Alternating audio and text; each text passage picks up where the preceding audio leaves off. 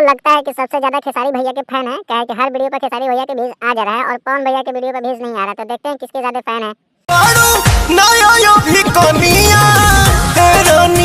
अच्छा सुनो, सब्सक्राइब करते वक्त ना घंटी बजा देना, ताकि जब मैं ऑनलाइन आऊँ तो तुम्हारे फोन की भी घंटी बजे।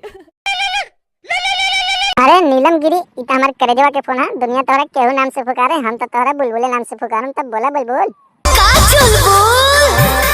अरे तब बोला बुलबुल, इस चुलबुल से का कहल चाहता रू? का दिक्कत हो गई तोके? लहरिया उठाता कमरिया टूटाता। अच्छा, तो लहरियो उठाता और कमरियो टूटता। ओए होए, और का होता वो तो बतावा। लगल बा हदी राजा भीतर से घुटता। अरे तो सुना, मार दी पाला बढ़ जाई परसनिया ए रनिया।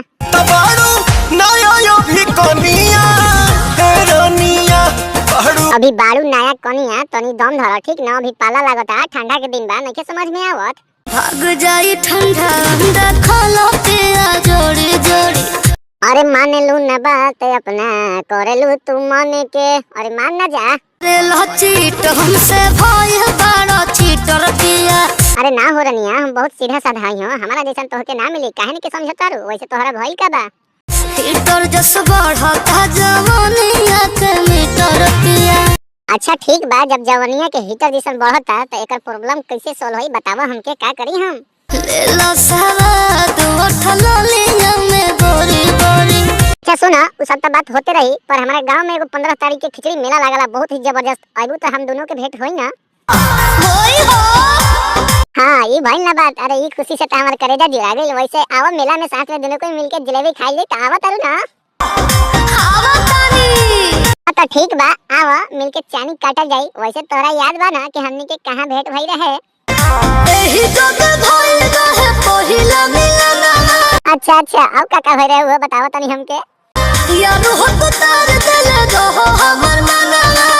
अरे तो का करबू, ओते घरी हमनी के 12-14 साल के रही जाना, यही से तो ना बुझात रहे। हमरो तो याद आवत है, पिपरवा भी मिला रही जाना।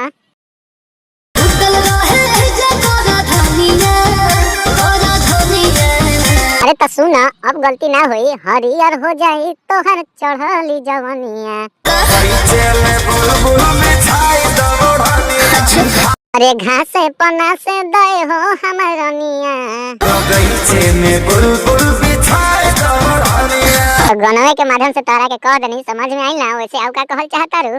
चाहतनी कुछ न तू साथ कोई दो। अच्छा, जवन हम चाहतनी तूने तू ही का चाहता रू हो? सूट सलवारवा पुरान कोई दो। मोरे बुझाता कि तोरो मन हाई फाई में जाता, का कहल चाहता रू? छोड़ाई एक मन बाका पनिया। अरे पनिया। अरे हाँ, काहे ना? पानी इतना निकालम कि नहा लेबू, काहे चिंता कइले बाड़ू? जबरी लगाए जाने जो। काहे हो, तू ही तभी कहत रहू कि लागत निकाल देबा का पनिया, अब का हो गइल? धीरे धीरे चढ़िले राजा बाबे पलंग को मजो। अरे तो यही समय कहत रही कि बाप से मजबूत पलंग मंगी है, कमजोर पलंग मंगला के का जरूरत रहे? वैसे अभी कैसन महसूस होता तोके? मजा हवे लागल महसूस होता हो। अरे साफ पागले बाड़ू, वो तो हमरो बुझाता कि मजा आवे लागल, मन खुश होता। और हम ई चाहता नहीं कि कैसन तोहके महसूस होता, ई ना हम पूछल चाहता नहीं। भीतर भीतर मन खुश होता हो।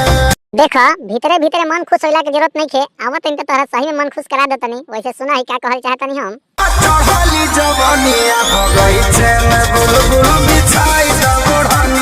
का बुझाइल, मेलवा में चलल जी ना, तो बगीचे में ओढ़निया बिछा के मजा ले लिए। का टेंशन लेला के जरूरत बा? और बात बहुत बड़ी, फोनवा रखा आवत नहीं डायरेक्ट। वीडियो को दिल बना ले तो हमारे चैनल को सब्सक्राइब करें और वीडियो को लाइक शेयर जरूर कर दिया करें। तो मिलते हैं अगले वीडियो में, तब के लिए टाटा बाय बाय।